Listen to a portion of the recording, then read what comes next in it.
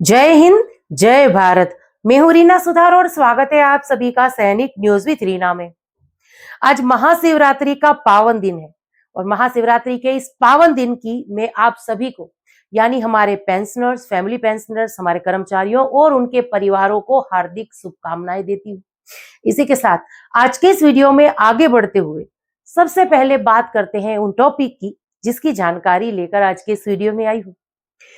देखिए, 8वें वेतन आयोग में हमारे फिटमेंट फैक्टर की गणना किस आधार पर होगी? 7वें वेतन आयोग तक जो फॉर्मूला अपनाया जाता था फिटमेंट फैक्टर को लेकर, क्या उसी आधार पर 8वें वेतन आयोग का फिटमेंट फैक्टर तय होगा या कोई नया फॉर्मूला आएगा? आज के इस वीडियो में इसी से जुड़ा हुआ एक आर्टिकल शेयर करूंगी, क्योंकि ये जानकारी आने वाले दिनों में यानी 8वें वेतन आयोग के तहत हमारी सैलरी, पेंशन और फैमिली पेंशन के बढ़ोतरी को लेकर जुड़ी हुई है। साथ ही में हमारे अलाउंसेस पर भी अच्छी खासी बढ़ोतरी होने वाली है। तो ये मुद्दा बेहद ही अहम हो जाता है कि 8वें वेतन आयोग में क्या हमें कोई बड़ा बदलाव देखने के लिए मिल सकता है। तो आज के इस वीडियो में इसके बारे में बात करेंगे। इसके साथ साथ हम कुछ कमेंट्स भी देखेंगे जिनके माध्यम से हमारे पेंशनर और फैमिली पेंशनर्स ने अपनी पेंशन संबंधी समस्याओं को शेयर किया है। तो चलिए इसी जानकारी के लिए आज के इस वीडियो में हम आगे बढ़ते हैं। वीडियो में आगे बढ़ने से पहले हमेशा की तरह आप सभी से निवेदन है कि वीडियो में अंत तक बने रहिएगा। इस चैनल के माध्यम से दी गई जानकारी अगर आप सभी लोगों के लिए यूजफुल रह रही है तो लाइक और शेयर कर दीजिएगा। इस वीडियो को हाइप जरूर करिएगा ताकि हर एक कर्मचारी, पेंशनर, फैमिली पेंशनर्स तक ये जानकारी पहुंच सके।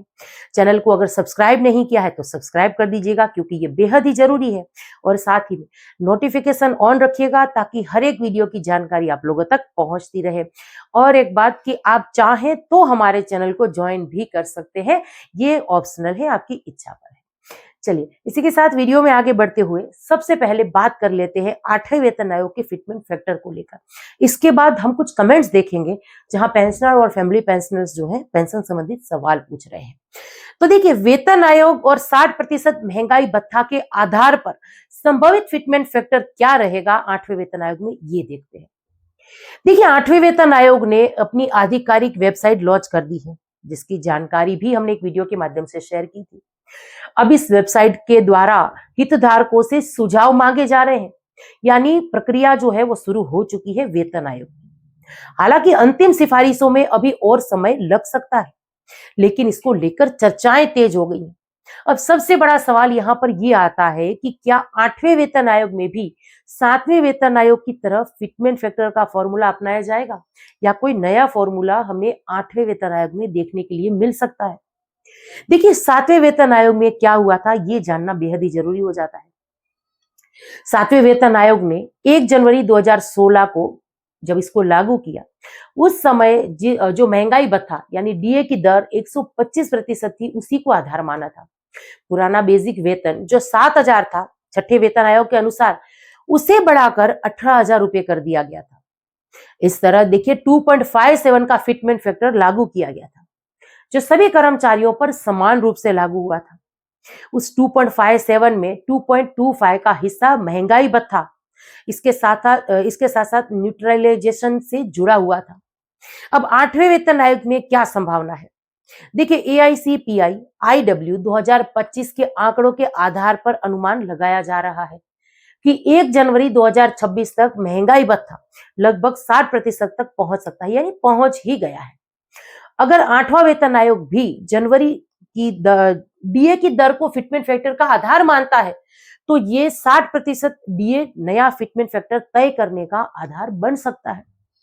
अब संभावित असर क्या होगा इसको लेकर ही अगर इसके बारे में बात करें तो देखिए, अगर 60% डीए को आधार माना जाता है तो नए वेतन में बड़ा उछाल देखने को मिल सकता है। न्यूनतम बेसिक जो है 18,000 से बढ़कर 26,000 से लेकर 30,000 तक जा सकती है, ये एक अनुमान ही है। पेंशनर्स की बेसिक पेंशन में भी समान अनुपात में बढ़ोतरी संभव है। लेवल 1 से लेकर उच्च पे लेवल तक सभी को फायदा इसका मिल सकता है। लेकिन यहाँ पर एक ध्यान रखने वाली बात यह भी है कि ये अभी लेवल संभावित गणना है। अंतिम निर्णय वेतन आयोग की सिफारिशों और सरकार की मंजूरी पर ही निर्भर करेगा। सबसे महत्वपूर्ण बात कि 7वें वेतन आयोग ने जिस तरह जनवरी की डीए की दर को आधार माना था, उसी परंपरा को अगर 8वें वेतन आयोग भी अपनाता है तो 60% डीए नया गेम चेंजर साबित हो सकता है। और यही कारण है कि कर्मचारियों और पेंशनर्स की नजर अब 1 जनवरी 2026 पर टिकी हुई है। 8वां वेतन आयोग शुरू हो चुका है, 60% डीए की संभावना है और यही फिटमेंट फैक्टर का आधार बन सकता है। तो सैलरी और पेंशन में ऐतिहासिक बढ़ोतरी देखने को मिल सकती है, लेकिन अंतिम घोषणा तक हमें आधिकारिक सिफारिशों का इंतजार करना होगा। तो यह जानकारी थी 8वें वेतन आयोग में अगर हमारे फिटमेंट फैक्टर की गणना में कोई बदलाव होगा तो इससे क्या प्रभाव पड़ सकता है हमारी सैलरी, हमारी पेंशन या हमारे जो फैमिली पेंशनर्स हैं उनके पेंशन पर। अब वीडियो में आगे बढ़ते हुए कुछ कमेंट्स देख लें। तो देखिए हमारा जो ये पहला कमेंट है, यहाँ हमारे पेंशनर्स लिख रहे हैं कि मैम सूबेदार 30 साल 9 दिन सर्विस है, 1976 22 दिसंबर से 31 दिसंबर 2006 को आउट हुआ हूँ। कम्यूटेशन 2336 रुपए अभी भी कट रहा है। देखिए जो हमारे दूसरे पेंशनर्स हैं उन्होंने यहाँ पर इनको जवाब भी दिया है कि अगर कम्यूटेशन कटना बंद नहीं हो रहा 2022 से इसको बंद हो जाना चाहिए था, लेकिन नहीं हो रहा तो आप सीपी ग्राम में जो है ऑनलाइन कंप्लेन करिए। सीपी ग्राम में आप कम्यूटेशन अगर कट रहा है तो उसको बंद करने की भी कंप्लेन कर सकते हैं। देखिए जो रेगुलर वीडियोस देख रहे हैं वो भी कई बार कमेंट्स का जवाब दे रहे हैं, क्योंकि उनको भी अगर रेगुलर वीडियो देख रहे हैं तो उनको भी सही सही जानकारी होती है। जैसे इन पेंशनर्स ने यहाँ लिखा है कि आप सीपी ग्राम के थ्रू कंप्लेन करिए तो आपको जो है आपका ये कम्यूटेशन कट रहा है वो बंद हो जाएगा, एक्स्ट्रा जितना कटा है वो पैसा आपके खातों में आ जाएगा। तो यहाँ पर इसीलिए मैं कहती हूँ कि आप रेगुलर वीडियोस देखेंगे तो बहुत सारी ऐसी अपडेट है जो आपके वेलफेयर से जुड़ी है, ये आपको समय समय पर मिलती रहेगी। और इन फ्यूचर अगर ऐसी कोई दिक्कत आपके साथ भी आती है तो इन सारी परेशानियों से आपको कैसे डील करनी है इसके बारे में आपको पता होगा। तो जिन सूबेदार साहब ने ये कमेंट किया है मैं उनको कहना चाहती हूँ कि देखिए सीपी ग्राम के थ्रू कंप्लेन कर दीजिए, हो जाएगा। सीपी ग्राम में कंप्लेन करना बेहद ही आसान है। इसके टोल फ्री नंबर पर आप कॉल कर सकते हैं या सीपी ग्राम का जो ऑनलाइन पोर्टल है इस पर जाकर भी जो है आप आपकी कंप्लेन दर्ज करवा सकते हैं। फिर भी अगर आपको कुछ दिक्कत आ रही है आप मुझे कॉल करिए, मैं आपकी कंप्लेन दर्ज करवा दूंगी। चलिए अगला कमेंट है, एक लिख रहे हैं कि नमस्ते मैम, फैमिली पेंशनर्स को डीआर मिलता है या नहीं। देखिए जब मैं महंगाई भत्तों की बात करती हूँ कि महंगाई भत्तों में कितनी बढ़ोतरी हुई या 8वां वेतन आयोग की जानकारी देती हूँ, कोई भी अगर हमारी पेंशन संबंधित बात में शेयर करती हूँ, अपडेट शेयर करती हूँ, तब मैं ये बात जरूर से बोलती हूँ कि हमारे पेंशनर और फैमिली पेंशनर्स, क्योंकि इस चैनल को शुरू करने का मेरा उद्देश्य यही था कि हमारी जो फैमिली पेंशनर्स हैं मैं उनके बारे में बात करूं, उनको अपने हक के बारे में जानकारी होनी चाहिए। तो अगर आप ध्यान से वीडियो देख रहे हैं, सुन रहे हैं, तो आपको पता होगा कि आपको महंगाई भत्ता लागू है, आपको मिल ही रहा है। तो यहाँ पर देखिए जैसे कि आप पूछ रहे हैं कि फैमिली पेंशनर्स को डीआर मिलता है, बिल्कुल इनकी बेसिक में डीआर भी जुड़ता है। आप अगर डिफेंस की पेंशनर्स हैं तो स्पर्श में लॉगिन करके पेंशन स्लिप जो है उसको डाउनलोड करने की आदत बनाइए और उसको समझिए। आपकी जो पेंशन स्लिप है उसमें आपका नाम, आपका आधार कार्ड का नंबर, आपका लाइफ सर्टिफिकेट का ड्यू डेट कब तक का है, बेसिक सही आ रही है या नहीं, उसमें डीआर का अमाउंट कितना जुड़ रहा है, कोई रिकवरी वगैरह तो नहीं है, ये सारी जानकारी होगी। तो इतना जरूर करिए, पेंशन स्लिप अपने पास डाउनलोड करके रखिए। बाकी सभी फैमिली पेंशनर्स जो हैं कोई भी विभाग की हो, चाहे स्टेट की हो चाहे सेंटर की हो, सभी को डीआर जो है बेसिक पेंशन के साथ मिलता है। एक लिख रहे हैं कि जय हिंद मैम, मुझे पार्ट 2 ऑर्डर में नाम चेंज करने के लिए पुलिस वेरिफिकेशन का लेटर आया है जिसमें लिखा है कि वेरिफिकेशन के लिए कुछ जानकारी वगैरह मांगी गई है, तो आप इसके बारे में जानकारी दीजिए। देखिए आपको इसके लिए क्या करना है, नजदीकी जिला सैनिक बोर्ड का संपर्क करिए, वो आपको इसके लिए सही तरीके से गाइड कर पाएगा। आपने यहाँ ये नहीं लिखा कि पार्ट 2 ऑर्डर में नाम चेंज कराने के लिए आपने क्या नाम चेंज करवाया है, किसका नाम चेंज करवाया है। अब देखिए जब कमेंट करते हैं तो पूरी तरीके से करिए ताकि उसमें मैं जो है आपकी मदद कर पाऊं, या फिर आप हमें कॉल भी कर सकते हैं। चलिए सबसे आखिर में ये कमेंट है, ये लिख रहे हैं कि नमस्ते मैडम, मैं भारतीय नौसेना से रिटायरमेंट प्रोफेसर बैंक से क्वालिफाइंग सर्विस 26 साल है मेरी और 2008 30 अप्रैल को रिटायर हुआ हूँ। मुझे अभी तक कोई वीडियो नहीं मिला है। मुझे नए सुविचार की पेंशन मिलनी चाहिए जो कि मुझे नहीं मिल रही है। इसमें आप मेरी सहायता कीजिए। अपने कमेंट में मेरी गलती थी कि जो मैंने कमेंट में सर्विस नहीं लिख पाया। कौन सी तारीख को रिटायर हुआ हूँ और मैं मेरी गलती मान रहा हूँ। अगले वीडियो में मेरा कमेंट शामिल करिएगा। जिससे इसका समाधान हो सके।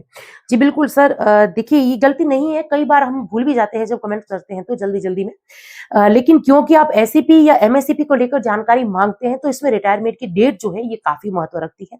और जहाँ आपने यहाँ पर सही से फिर से कमेंट किया है कि 2008 में आप रिटायर हुए हैं, तो बिल्कुल आपको एमएससीपी मिलनी चाहिए, जैसे कि आपकी 26 साल सर्विस है। डॉक्यूमेंट्स वगैरह चेक करके आपकी कंप्लेंट में खुद दर्ज करवा दूंगी। तो आप प्लीज मुझे मेल करिए। अभी स्क्रीन पर आप मेरी मेल आईडी देख पा रहे होंगे, इसमें आप मुझे मेल करिए। पीपीओ वगैरह जो है आपके पास पर्स का, वो शेयर करिए और बात करिए मुझसे। मैं उस मेल में अपने फोन नंबर भी शेयर कर दूंगी। रिप्लाई मैं आपको जरूर से करूंगी। तो और कंप्लेंट भी जैसे कि मैंने कहा कि आपकी मैं दर्ज करवा दूंगी। 26 साल की सर्विस के हिसाब से जो नायब सूबेदार की एमएससीपी या नेवी में उसके समकक्ष जो रैंक की एमएससीपी मिलनी चाहिए, उसके लिए मैं जरूर से कंप्लेंट कर दूंगी। तो ये जानकारी थी। और इसके साथ साथ देखिए बहुत सारे कमेंट्स मुझे ऐसे आए हैं, जब मैंने डीए एरियर टेबल को लेकर वीडियो बनाया था, साथ में हमारी पेंशन में कितनी बढ़ोतरी हुई थी उसको लेकर वीडियो बनाया था। उसमें मुझे बहुत सारे कमेंट्स आए कि मैम मेरी बेसिक इतनी है तो मेरा पेंशन कितना रहना चाहिए, मुझे कितना फायदा होना चाहिए डीए एरियर का। तो ऐसे बहुत सारे कमेंट्स थे। तो नेक्स्ट वीडियो में मैं उन सभी के कमेंट्स के जवाब दूंगी। और साथ ही में बिल्कुल मैं इस बात का ध्यान रखूंगी। कई बार हमारे पेंशनर्स ऐसी कंप्लेन करते हैं कि मैम हमारी बेसिक के बारे में बात नहीं हुई है, कुछ बेसिक रह भी जाती है। तो चलिए मैं दोबारा कोशिश करूंगी जब ऐसे कुछ टेबल्स वगैरह बनाने की, तो वीडियो भले ही थोड़ा बड़ा हो जाए, लेकिन मैं डिटेल में उसमें ज्यादा से ज्यादा जो क्वालिफाइंग सर्विस है उसको मैं ऐड करने की कोशिश करूंगी। और एक्स ग्रुप की जो टेबल के लिए हमारे पेंशनर और फैमिली पेंशनर्स इंतजार कर रहे हैं, उसके लिए भी जल्दी से एक वीडियो लेकर आऊंगी जिसमें उनकी सारी बेसिक को लेकर, डीएडीआर को लेकर गणना होगी। पर आज तक के लिए यही जानकारी थी जिसको लेकर आई थी। अब ये जानकारी आप सब लोगों को कैसी लगी, कमेंट्स के माध्यम से जरूर से शेयर करिएगा। इसी के साथ आज के इस वीडियो से विदा लेती हूँ। जय हिंद।